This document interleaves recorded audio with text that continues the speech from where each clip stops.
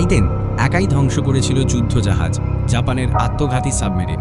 দ্বিতীয় বিশ্বযুদ্ধের সময় যখন পরাজয় নিশ্চিত হয়ে উঠছিল, তখন জাপান এক অদ্ভুত ও ভয়ঙ্কর অস্ত্র তৈরি করল, কাইতেন। এটা ছিল এমন এক সাবমেরিন যা চালাতে হতো একজন আত্মঘাতী পাইলটকে। এটা ছিল শুধু একটি টর্পেডো নয়, ছিল এক প্রাণঘাতী মিশনের বাহক। 1944 সালে জাপানিজ নেভি তৈরি করে কাইতেন। কাইতেন শব্দের অর্থ স্বর্গের ইচ্ছার ঘূর্ণন। এটি ছিল একটি মানবচালিত টর্পেডো, যেখানে বসতেন একজন পাইলট। পাইলট জানতেন -1 গেলে আর ফেরার পথ নেই। কাইতেন ছিল প্রায় 15 মিটার লম্বা। এর মাথায় ছিল 3400 পাউন্ড বিস্ফোরক। পাইলট একটি ছোট ককপিটে বসে এটি নিয়ন্ত্রণ করতেন।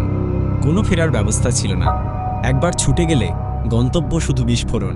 1944 সালের 20 নভেম্বর উলিথি লেগুনে নোঙর করা ছিল মার্কিন যুক্তরাষ্ট্রের তেলবাহী যুদ্ধজাহাজ USS মিসিসিনেওয়া।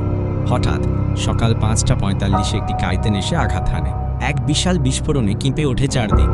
আগুনে পুড়ে যায় পুরো জাহাজ, আর মাত্র 3 ঘন্টার মাথায় তা ডুবে যায় গভীর সমুদ্রে। যেসব তরুণ কাইতেন চালাতেন তাদের বয়স ছিল 17 থেকে 25। তারা বিশ্বাস করতেন এটাই তাদের সম্মান। প্রথম মিশনের পাইলট লেফটেন্যান্ট জুনি ওহগাওয়ারা, যিনি মিসিসিনেওয়া আক্রমণে আত্মোৎসর্গ করেছিলেন। কাইতেন হয়তো বড়সড় সামরিক সফলতা ছিল না, কিন্তু তা ছিল এক নিঃসীম আত্মত্যাগের প্রতীক। একজন মানুষের একাই ধ্বংস করেছিল এক বিশাল যুদ্ধজাহাজ।